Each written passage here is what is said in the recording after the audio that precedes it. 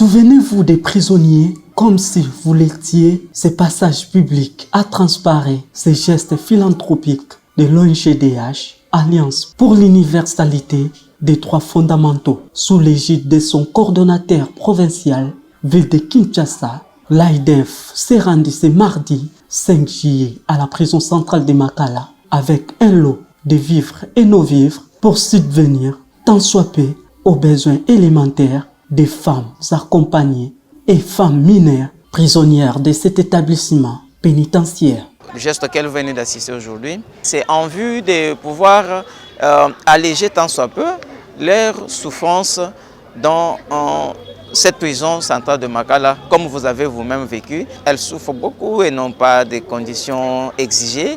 Et le peu que nous leur avons remis aujourd'hui leur sera d'une importance capitale. Ces gestes pleins d'amour entrent dans le cadre de suivi des recommandations faites à la RDC en matière de la lutte contre la torture par l'Organisation mondiale contre la torture.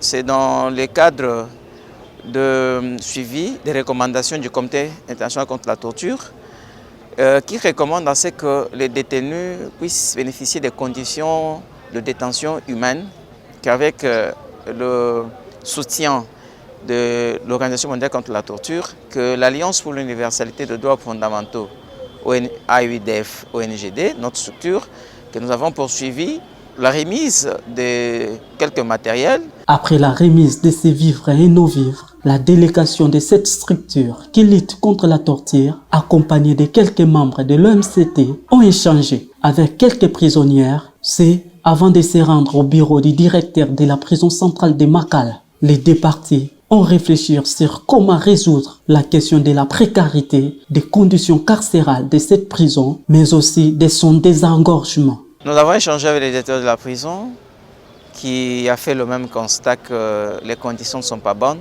mais en fait, à la limite de ses moyens, lui n'est qu'un directeur. Il a souhaité aussi que les détenus de la prison centrale de Makala puissent bénéficier des meilleures conditions possibles de détention, mais les moyens sont limités. Il a compris nos doléances, le constat que nous avons fait, et il a promis ramener nos doléances acquis de droit.